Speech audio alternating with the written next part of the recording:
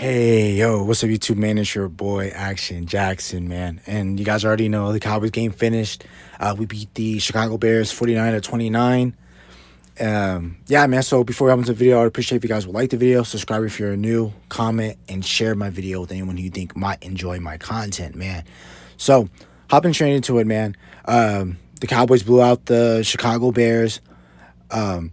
We had control most of the game. We let them come back, and this game should have already been over. We should have already had our backups in by like the second half, by like at least the late third quarter, early fourth quarter. But we let the Bears come back in the game with some incompetency from us ending out the first half. Instead of running out the ball in the first half, we're trying to throw the ball to end the half, and then that's when Dak Prescott gets his interception, and that's when the Bears are able to at least get 3 out of that turnover from Dallas.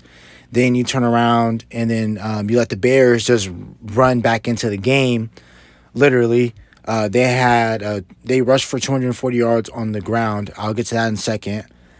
And they let the game. Going into half, it was 28-17.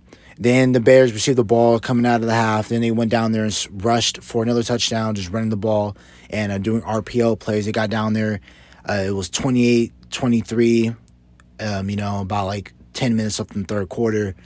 Then, Dallas eventually took off and took away of the game. But now I'm going to I'm going to start off on offense.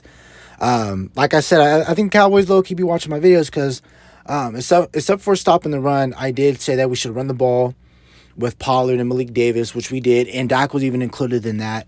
I'm really proud of that.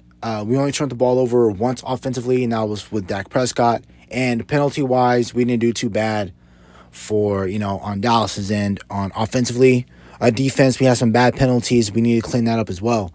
So, starting off with Dak Prescott. Dak Prescott had an amazing game. Outside of that dumb interception he threw to in the half to let the Chicago Bears get at least 3 points in that game. Dak was 21 of 27 passes. He completed 77% of his passes. He threw for 250 yards. He had 3 touchdowns total, 2 passing, 1 to CeeDee Lamb. That was a really nice throw between the 2 safeties. Then he had another one on a play-action pass, roll out in the red zone to Jake Ferguson. And then he also had one on the ground. And that one on the ground, that's when we drove down the field, and Dak had a nice little quarterback power read option play to the left side of the field, and we scored. I loved how we used Dak's legs in this game. Dak was really efficient on the ground when we did ask him to run. He was doing really well. But there are some times where he still tries to revert to his old self, where he's trying to stiff arm and he's trying to be this big bruising quarterback when he runs the ball, like how Cam Newton used to be back in the past. Dak Prescott knows that he's the heart and soul of this team, and when he does play like that, it fires up the team, and I understand that. But I feel like there's smarter ways to do that. What I'm talking about was when he hurt his left hand. He ran it for the sneak. He already got the first down, and I'm great that it was a heads-up play that he looked up, got more yards. But if I'm Dak Prescott, I know he doesn't know how to slide that well. So if you're just gonna, if you're gonna automatically get that big yard, just fall down. So that's why Eddie Jackson, because what happened was he was trying to stiff arm Eddie Jackson with his left hand, which he did. Then he fell and rolled, and Eddie Jackson stepped on his hand. It's not Eddie Jackson's fault, but for Dak Prescott to be preventative and not hurt himself like that, it's best if he just steps out of bounds real quickly, or he just falls down to the ground safely. But like I said, Dak Prescott had an amazing game outside of that interception. Rushing was where the game was. Tony Pollard had 14 carries, 131 yards. He had an average of 9.4 yards per carry and had 3 touchdowns. We already know what Tony Pollard is like, especially when our run blocking on the offense is impeccable. When we run block the way we did, I knew we were going to have a run game like this. Tony Pollard was our leading rusher today, of course, 131 yards, like I said. He popped out today, and I'm really proud of what he did today. I even liked some of the carries that Malik Davis got. He did really well protecting the ball, everything like that. And plus it was his first real regular season game. So, it's nice to see what these backup running backs can do, especially since I don't think the Cowboys are going. They outpriced themselves on Tony Pollard because Tony Pollard is going to be a free agent. after this year, so I don't think the Cowboys are going to have enough cap space. I don't think they want to dedicate that much cap space to have a like a anywhere from like 11, 12 million plus backup running back that we use. So it's good to see what Malik Davis can bring, because that Malik Davis might be a Tony Pollard replacement. Receiving, we had CeeDee Lamb, 5 receptions, 77 yards. He averaged 15.4 yards a catch with a touchdown. Dalton Schultz, our second leading receiver, with 6 receptions, 74 yards, averaged 12.3 yards per catch. Michael Gallup had a nice game today, 4 receptions, 49 yards, with 12.2 yards a catch. And those were our 3 leading guys. So that's better for the offense. They played really clean today. They had an amazing game. Now I'm about to talk about this defense. Although the offense should have kept scoring today in today's game, but I feel like defensively we need to, we need to clean up a lot of things, and it's just this reoccurring thing that is happening with the Cowboys that's irritating me. But one thing I am going to touch on, I'm going to give their props. We had stops when we needed to get stops. The Cowboys scored when they needed to score. I'm really proud of that. But when you start playing these better teams, Minnesota,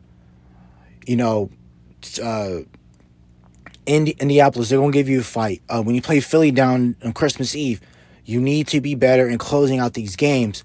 Cowboys did really well today and in the pass game. The Bears, they were not able to pass. Justin Fields was 17 of 23. He was efficient. He had 151 yards and 2 touchdowns through the air. But most of their damage today was through the ground. Like I said, they had 240 yards on the ground, which is horrendous. We cannot do that. If we're letting opposing teams running the ball on us like this, we're going to be in major trouble when it comes down to the playoffs. And I don't know what trade we need to do, but I know one thing, though, that we definitely need to tackle better defensively. I don't know what we're doing. I don't know why we're not wrapping up. We're still trying to be like the old Cowboys where we try to arm tackle everything. Let's swarm to the ball, all 11 men fly into the field, and let's tackle the runner. The runner. Like, we cannot let these big plays, and that's what I was talking about. That's what makes this, when teams run on us, when they get a lot of yards, that's because we're not tackling well. We have to tackle. We're not tackling well, which is really frustrating. But, their leading rusher for the Bears was Khalil Herbert, 16 carries, 99 yards.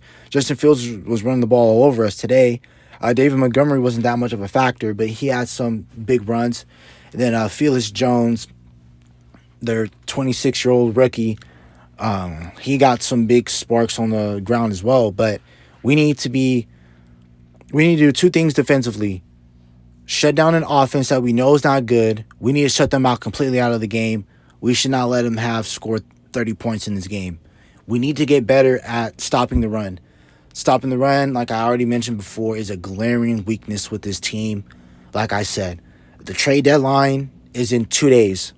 So they say deadline makes deals. So either you can see a Cowboys make a trade for someone on the 1st or tonight or tomorrow. But I definitely feel like the Cowboys do need to make a move.